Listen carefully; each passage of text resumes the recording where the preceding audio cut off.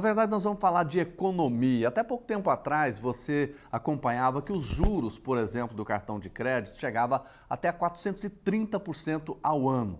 Um completo absurdo. Mas dentro do programa Desenrola Brasil, o governo editou uma lei que estabelece que os juros devem chegar no máximo a 100% do valor devido. Nós vamos saber agora da advogada Ana Luísa Fernandes o resultado de tudo isso. Os bancos estão cumprindo, os cartões de crédito estão realmente cumprindo essa lei? Tudo bem, doutora? Bom dia, seja bem-vinda. Bom dia, muito obrigada. Agora, podemos comemorar já ou não? Sim, já podemos comemorar. Desde o início do ano essa lei já está valendo e foi um benefício muito grande para os consumidores que desde então o limite dos juros rotativos dos cartões de crédito começaram a ter um limite de 100%. Então, a partir de agora, desse ano, teve vários benefícios, dentre eles a questão de poder se reeducar financeiramente, Foi uma ajuda muito grande. Doutora, então vamos pegar a questão prática. A pessoa não deu conta de pagar, entrou no rotativo. Como é que funciona o primeiro mês? Exato. Se a pessoa não pagou a fatura do valor total ou de forma parcial, vai incidir juros e encargos, esses juros moratórios e tudo mais. Acontece que a partir de agora, o limite de 100%, ele não vai passar anualmente. Então, pode ser que no primeiro mês tenha juros e encargos em uma porcentagem definida pela instituição bancária que ele é cliente, mas esses juros chega ao final do ano, não vai passar de 100%. Mas o primeiro mês não conta nessa lei de 100%, né? O banco pode estabelecer o que ele quiser ou depois é a somatória de tudo? No final é a somatória de tudo. Ele vai incidir sim uma porcentagem dentro dos 30 dias ali, mas essa porcentagem que ele inserir, ao final não pode passar de 100%. Então, acontece que dentro dos primeiros 30 dias, ele vai ponderar ali em uma média que fique bom provavelmente para a instituição bancária, mas depois disso ele não pode passar de 100%. Doutora, vamos pegar um caso prático. Às vezes a pessoa vai pagar em 3 meses, vamos dizer assim. Antes, esse juro por mês chegava a mais ou menos 15%. Né? Sim. Agora, com 100%, tem uma redução grande. Qual que seria o percentual que ele pagaria de juros num parcelamento de 3 meses? Perfeito. Provavelmente, hoje ela vai pagar uns 9%, uma média dessa. E aí, dentro desses 3 meses... 9% por mês? Por mês, exato. Para no final não chegar a ter o limite de 100%. Mas pode ser que varie um pouco e ele queira aumentar isso para, por exemplo, para 15% ali e o final, nos outros meses subsequentes, ele vai reduzindo também. Então, pode ter uma variação ali, que ele jogue o início mais alto e as outras mais baixa. Ou pode ser que não. Então, tem aquela variação que, às vezes, o consumidor ele vai bater o olho na fatura e vai falar, mas continua igual a do ano passado, os 15% ali. Mas depois, na medida que vão passando-se os meses, o banco não pode ultrapassar os 100%. Quando ele for pagar, então, ele tem que fazer a conta. Falar, não pode passar de 100% do valor devido. Perfeito. Mas geralmente, não é assim?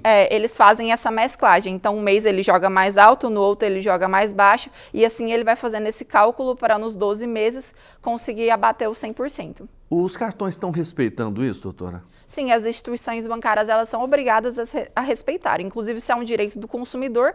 E caso ele verifique que não está sendo respeitado, ele precisa procurar o PROCON imediatamente. Pode procurar o PROCON. Exato. Agora, eu queria saber, por exemplo, isso está ajudando a reduzir a inadimplência? Sim, é uma questão que é de educação financeira mesmo. Ajudou bastante.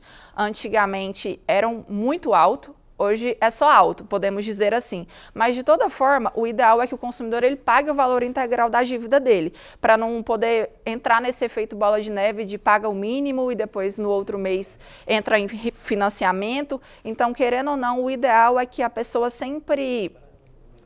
gaste até 30% da renda mensal dela, porque se ela passa disso, se ela recebe um valor mensal e gasta tudo no cartão de crédito, pode ser que ela fique endividada. Pelo menos possa economizar 30%. Justamente. Né? Doutora, o que a gente sempre percebe por exemplo, quando ele receber a dívida, a questão da portabilidade da dívida serve também para o cartão? Sim, a questão da portabilidade ela vai começar a valer agora a partir de julho. Né? E essa questão da portabilidade é a opção que o consumidor vai ter de pegar essa dívida que ele tem e verificar com outra instituição financeira se os juros é mais viável. Então, ele pode chegar em outra instituição financeira e falar, conversar e ver, olha, eu estou com essa dívida em determinado banco e agora eu preciso saber como é que funcionam os juros aqui. Se são menores, se a possibilidade de financiamento é maior, como é que funcionam as parcelas. E isso vai gerar uma concorrência entre os bancos. Então, se ele tem uma dívida em um determinado banco, e ele pode ter essa opção agora de verificar nos outros bancos para ver qual fica mais viável para ele. Isso, se ele deve R$1.000 numa determinada dívida, aí tem um juro. Aí ele escolhe aquela que tem um juro menor. Perfeito. Isso sem problemas. Exato. Mas desde que a instituição bancária também concorde e aceite ele dentro daquele determinado banco. Sim. Como é que funciona a questão do contrato nesses casos, doutora? Contrato da dívida. Tem alguma novidade? O contrato da dívida, ele alterou agora a partir dessa questão da lei do Programa Desenrola Brasil. Então, agora, os contratos, todos que vieram desse ano em específico para frente, começam a valer o 100%. A partir agora do ano passado para trás, continua a mesma forma. Então, se a dívida é anterior a esse ano, ainda se mantém. E como é que a pessoa, quais são os cuidados que ela tem que ter na hora de assinar esse contrato? O que ela deve ficar atenta? Quais os itens? Sim, quando um consumidor ele tenta entrar em uma instituição bancária para ser cliente e tudo mais, ele precisa consultar e verificar, ler certinho como é que funciona os limites, o financiamento, o parcelamento daquele banco e ver se encaixa realmente nas condições mensais dela, de renda, né? Do contrário, é melhor ela procurar um outro banco e ver a melhor adaptação que consegue fazer. É porque quando a gente fala nessa redução, é claro que a gente tem que comemorar, mas não pode comemorar tanto, né?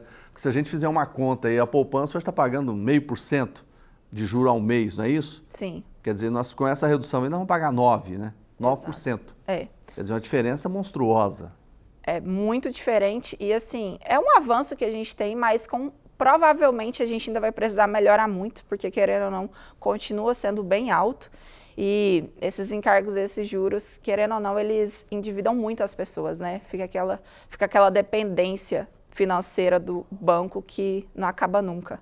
Pois é, o que a gente não entende, né, doutor, que ao longo dos anos, né, os governos, outros, fizeram vista grossa para um negócio que é um absurdo, um dos maiores juros do mundo. Né? Por que o governo sempre demorou demais a intervir nessa situação? Não teria que ter realmente uma postura mais dura do governo? Acredito que sim, isso teve esse avanço sim, mas a questão que não depende só do governo, é uma questão que também envolve o Banco Central, envolve as instituições bancárias, e quando eles não entram em um acordo, fica aquela questão que o governo, sim, tenta intervir e tudo mais, mas não depende só dele. Então, como esse 2024 teve essa questão, foi exatamente por isso, porque eles não entravam em nenhum acordo. Então, chegou o momento que o governo falou, como vocês não entram em nenhum acordo, eu vou ter que pontificar aqui como é que vai ser a partir de agora. E foi assim que veio essa questão dos 100% dos juros, porque senão continuava aquela bagunça igual estava ano passado. Porque quando a gente faz uma conta, se a pessoa deixar atrasar 3 meses, por exemplo, na questão do rotativo do cartão de crédito, ele pode pagar até quase 30%, né? Em relação de juros, só em 3 meses, né? É muito alto. 1/3 da dívida, né? É muito alto. A senhora acredita que isso tem que ser repensado e melhorar isso ao longo do tempo? Com certeza. Eu acho que já foi um avanço, mas ainda há muito que se melhorar. O consumidor ele é a parte hipossuficiente ali em relação à instituição bancária, né? Então, é o dia a dia dele, a renda mensal dele, e quando ele usa o cartão de crédito, a gente costuma chamar de empréstimo a curto prazo, que é aquele momento que você usa o cartão de crédito e no próximo mês você já deixa para pagar. Então, é uma questão que a pessoa precisa naquele momento. Então, não custa nada reaver também para o consumidor para ficar benéfico, porque a instituição bancária precisa do consumidor e o consumidor precisa da instituição bancária. Então, não pode, né, ser tão desvantajoso assim.